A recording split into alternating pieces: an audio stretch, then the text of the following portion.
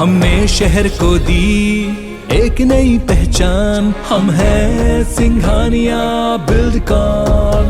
छत्तीसगढ़ विधानसभा की कार्यवाही शुरू हो गई, सीधे आपको लिए चलते हैं। 15 साल जिनकी शासन में कुशासन में बड़े पैमाने पर पलायन होते थे, उसको हम लोग इसी विधानसभा में मुद्दा उठाते थे और सरकार उसको इनकार करते रहती थी कि इतना पलायन नहीं हुआ करके। लेकिन जब कोरोना में वापस आए तो वही लगभग संख्या 5.5 लाख से अधिक श्रमिक कोरोना काल में वापस लौटे इस प्रदेश में, और लगभग आज भी स्थिति वही है कि लगभग उतनी संख्या में लोग पलायन करके गए होंगे। मैंने आपसे ये पूछा था कि रोकने के लिए आपने क्या उपाय किए। आपने जानकारी दिया है कि मनरेगा के अंतर्गत आपने 108 करोड़ कुछ लाख रुपए की लोगों को काम उपलब्ध कराया, लगभग 2,50,000 मजदूरों का। और इसमें आपसे जानना चाहूंगा कि ये जो मजदूरी भुगतान की जो राशि जो आपने उल्लेख किया है 108 करोड़ कुछ लाख की, ये मजदूरी भुगतान ही है कि सामग्री भुगतान का भी है? ये माननीय अध्यक्ष महोदय मजदूरी के भुगतान का है। माननीय अध्यक्ष महोदय, मैंने इसको जोड़ घटाना किया है। ये 193 रुपया मजदूरी है मजदूरों की, और ये जो राशि है लगभग 22 दिन की राशि है। 22 दिन काम करने पर इतना भुगतान बनता है 108 करोड़ रुपए का। तो ये 22 दिन काम दे करके हम कहें पलायन रोक सकते हैं, हम ये पर्याप्त नहीं है। माननीय अध्यक्ष महोदय, मेरा आग्रह है कि ये गंभीर समस्या है, उसको हम सिर्फ मनरेगा के अंदर और सिर्फ मनरेगा के अंदर हमने उनको रोजगार उपलब्ध कराया, और हम कोशिश करते हैं कि ये पलायन रुक जाए। इससे तो ये संभव नहीं है। तो इसके लिए पर्याप्त ऐसी व्यवस्था करेंगे, क्या उपाय करेंगे इतने बड़े पैमाने पर श्रमिक जो है पलायन करके जा रहे हैं उसको आप रोक सके? इसके लिए क्या आप कौन सी कार्रवाई करेंगे जिसके लिए पलायन रुके? माननीय अध्यक्ष महोदय, मनरेगा के तहत ग्रामीण क्षेत्रों में रोजगार उपलब्ध कराया जाता है, और जो मजदूर हैं अगर वो बेहतर मजदूरी के लिए बाहर जाते हैं तो उसके लिए पंजीयन की व्यवस्था है। हमारी नई श्रमिक नीति बनी है, उसमें प्रावधान है अगर ज़्यादा मजदूरी अगर उसको दूसरे जगह प्राप्त होता है तो उनका पंजीयन किया जाता है, और पंजीयन करने के बाद उनको अनुमति दी जाती है। और अगर अनाधिकृत कोई पलायन हो रहा है तो उस पर कार्रवाई करेंगे माननीय अध्यक्ष महोदय। थाने स्तर पर भी कार्रवाई होती है और हमारे श्रम विभाग के अधिकारी भी कार्रवाई करते हैं। और इस तरह कोई जानकारी कहीं का है पर्टिकुलर तो माननीय सदस्य बता देंगे, उसको भी दिखवा लेंगे। माननीय अध्यक्ष महोदय,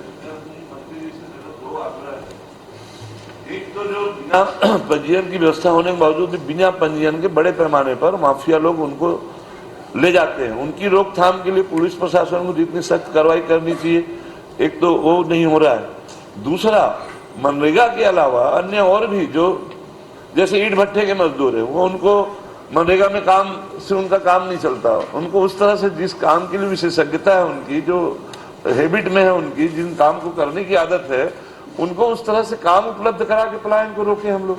तो ऐसी कोई कार्य योजना बनाएंगे जिससे जिस कार्य के जो लोग कुशल श्रमिक के रूप में हैं उनके लायक उनको यहाँ पर रोजगार उपलब्ध कराने के लिए आप ऐसा कोई कार्य करेंगे?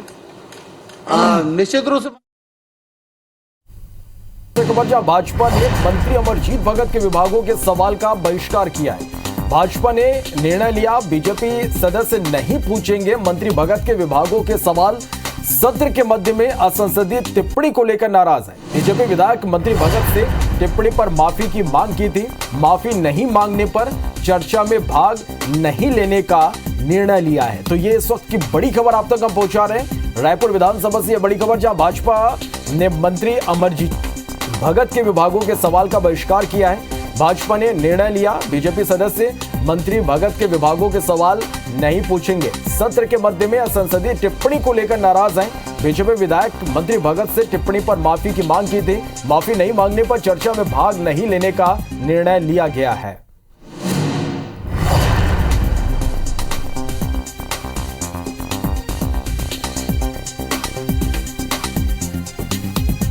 चलिए, और इस खबर पर ज्यादा जानकारी के साथ हमारे सहयोगी राजेश मिश्रा हमारे साथ इस वक्त लाइव जुड़ गए हैं।